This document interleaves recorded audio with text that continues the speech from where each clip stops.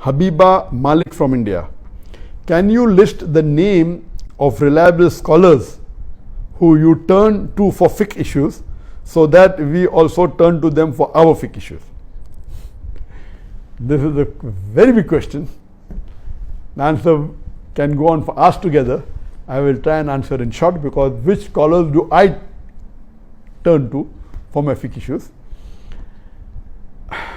Scholars are divided into classical scholars, the medieval scholars, the contemporary, the pre-modern, the modern,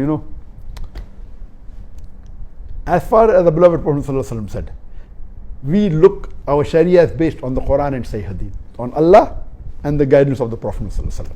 And a Prophet said, the best generation is my generation, then the next generation, then the next generation. So after the Prophet, the best are the Sahabas, then are the Tabains, then are the Tabi Tabain. So when you look for any dalil, number one is Quran, then the life of the Prophet, after that is the Sahaba, then Tabain, then Tabi Tabain. So but naturally the best scholars for fiqh are the Sahaba. Khulafai Rashidin, the Sahabas. Then would be Tabain, then would be Tabi Tabain. So when you look at what was their opinion, and there were differences in opinion among the Sahabas. And then we see the Sahabas, then we see which some Sahabas were specialized more in the Quran, some in other aspects, some in Mirat, different. So based on that, number one are the Sahabas. Khulafai Rashidin, the Sahabas. After Allah and His Rasul, with the Khulafai Rashidin, then would be the Sahabas. Then Tabain, Tabi Tabain. Then you have the classical scholars that are there. You have the four Imams, Imam Abu Hanifa, Imam Malik, Imam Shafi, Imam Hanbal, Ahmad ibn Hanbal. May Allah have mercy on all of them. There were many Imams, 50, hundreds of Imams were there at that time. But these four, their students, mashallah, were able to spread the teachings more. These four were the top Imams. There were other top Imams also, but maybe the student didn't promote the teaching so much. So these were the top four Imams that we have, and all of them, mashallah, I love them, I respect them, I refer to them. Then we have the Muhaddisin. Imam ibn Hanbal was a Muhaddis, Imam Malik was there, but then we have Imam Bukhari, we have Imam Muslim, then Abu Dawud, then Tirmidhi, then Nasai, Ibn Majah, all these, they were scholars. And I look up to them and then I check. Then we have the Mufassirin, Ibn Qasir, then we have Tabari, then we have Qurtubi, and the list is long. Therefore I said the answer is can't give a short answer. So then we have the classicals, then we have Sahaba, then the classical scholars we have, their level is different. Then we have Ibn Hajar, who wrote the Sharah of the Bukhari. Many. Then we have you can keep on naming, but these are the ones that I can recollect now. Then we have the medieval scholars, a few centuries later. Then we have Ibn Taymiyyah. Earlier then we have Imam An-Nawawi. Then we have, after a few hundred years, we have Ibn Taymiyyah, mashallah, a great scholar. Then Imam Ibn Jawzi, several.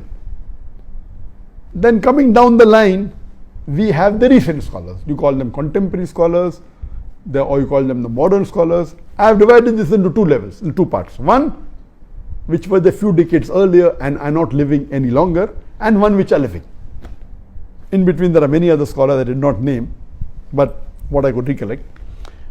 In those scholars, in the recent few decades but are not living, I would the appreciate and I don't look forward is the Sheikh Ibn Uthaymeen, Sheikh Nasruddin Albani, Sheikh bin Baz, and unfortunately these three great scholars of our time, when we started doing Dawah earlier, they expired within a span of few years, in the late 90s or the early 2000s. And after that, at that time, that I believe one of the best scholars living that time was Abdullah ibn Jibreen, Sheikh Abdullah ibn Jibreen. Again, he's from Riyadh, and I met him several times, and whenever I had any problems, I have to go to him and look forward to his reply. At that time, he was one of the best living scholars. And Allah also lifted him, mashallah, and may Allah grant Jannah to all these scholars who I have mentioned.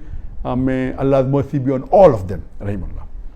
Now that we have among the scholars, really frankly now we have very few handful of scholars who we can really call them scholars. Scholars are many, but we really can, the level of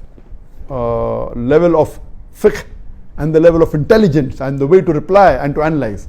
According to me, one of the best scholars today living, or two best scholars, one would be Sheikh Muhammad Hassan Addadu. He's from Mauritania, but since the past few years he's living in Turkey, in Istanbul, and I've been meeting him for several years. Alhamdulillah, the last time I met him was at the KL summit, and before that when I was in Turkey. He is one of the best living Islamic scholars in the world, as well as Sheikh Abdul Aziz At-Turaifi. And the other one that I can think of and I can name is Sheikh Muhammad Salim Munajjid. And all these scholars, every year, mashallah, I meet them many times. For the last several years I've been meeting them. Except, now some of them are in custody. So since the last couple of years that they have been in custody, I could not meet some of them. So these that I can think of today are the top scholars I know I refer to. But you have to realize that there are different specialities. For example, there's the speciality of Islamic finance. In Islamic finance previously, I know, I used to discuss with Dr. Umar Chapra. He's an Indian, then became a Saudi. And Dr. Siddiqui, he's from India again. And they were very well learned in Islamic finance. And the one that I gained the maximum knowledge as far as Islamic finance is concerned is Dr. Hamid Hassan. He's an Egyptian, he's yet alive, but very old, may Allah give him health. And later on, he spent many years in Pakistan, and he was the founder of the Islamic University in Islamabad in Pakistan. And he was the one who made the university. He was the rector for many years. I think he spent 19 years there, if I'm not mistaken. Then he shifted to Dubai, and he is, mashallah, according to me, the father of Islamic banking. He was the chairman of more than 20 Islamic banks. He has converted many conventional banks to Islamic bank. And the maximum knowledge that I gained when I sat with him for hours together, we also invited him to Bombay for the Islamic Peace Conference, I think in 2007 or 2009, I don't remember. So in terms of Islamic finance knowledge, one of the best scholars today living is Dr. Hamid Hussain Hassan. And the other one is Mufti Taqi Usmani. MashaAllah, Maulana Mufti Taqi Usmani is also a great scholar.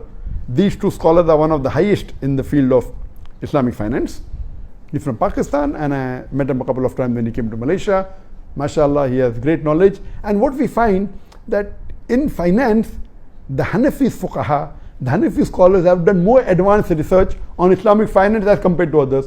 So each one has its speciality. So in finance, but natural, I would believe more in Mufti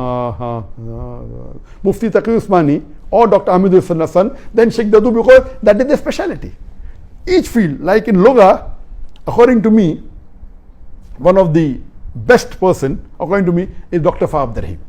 Dr. Fa Abdurrahim, originally an Indian, then shifted to Saudi Arabia, and he was the head of the Lugha department in the starting when Lugha department for non-Arab started in the Islamic University of Medina.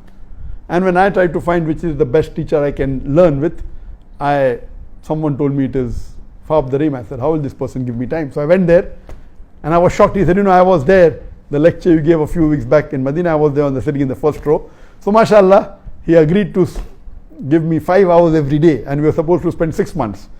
So that's the time I took out my Iqama, my Saudi resident permit in the year 1997. And unfortunately, I could spend hardly about 3.5 weeks with him. There was some important issue in India, I had to go back. So for 3 weeks, mashallah, I sat with him 5 hours a day, immediately after the Zohar Salah up to the end of Maghrib. Just before Maghrib, spent about 4 or 5 hours every day, and there I learned. He was one of my first few teachers, mashallah. And the knowledge he knows about 70 to 20 languages. The fluency he has, mashallah. And then the other person I studied who's also great in the hadith is Dr. Ziaur Rahman Azmi. Dr. Ziaur Rahman Azmi again is an Indian. You'll be shocked to know he was a Hindu. Then he migrated to Saudi Arabia. He did his master's, he did bachelor's, master's, PhD. He became the dean of the hadith department in Islamic University of Medina. And I used to sit with him twice a week. And my basis of hadith, I learned from him, mashallah. He's a great scholar. And he has compiled, after he retired, in the past, he spent about 18 years in compiling all the Sahih Hadith in one volume. And that was my desire when I used to speak in lectures, the Quran and Sahih Hadith. Now, where is the Sahih Hadith? Yeah, Bukhari, Muslim, but that's not all. So what he did, he spent about 15 to 20 years and compiled all the Sahih Hadith in one volume and called it Jami Kamil. And that's printed in 12 volumes. There's a Mukhtasar version of it, which is in 5 volumes, and we are translating it into English. And when I say Quran and Islam, all, even if not 100%, you can easily claim that more than 95% of the Sahih Hadith are there. And then this Hadith is also then Bukhari, chapter number so and so, volume number so and so, also then Muslim, also then Abu Dawud. So all the Sahih Hadith you can find in that. So there are other scholars in the field of science, is there, like Dr. Musleh, he specialized in science. Then you Abdul Majid Asandani in science. So there are various, in terms of fiqh issues, as I told you, that there are many scholars, there are other scholars also. There are many, like Sheikh Saad Nasr al-Shetri, he's also a great scholar. But the one that I really appreciate amongst all of them is Sheikh Muhammad Hassan al-Dadu, Sheikh Abdullah al-Tarifi, and Sheikh Muhammad Saleh al-Munajjid. And what Sheikh Muhammad Saleh al-Munajjid has done, that mashallah, he has his own website, Islam Q&A, which is the most popular Islamic website in the world and most popular site for fatwa. If you have any questions, the best answer you can get is go to Islam Q&A. It's in 14 languages. Hope this answer is in short. It's a very short answer. You can elaborate for us together on this.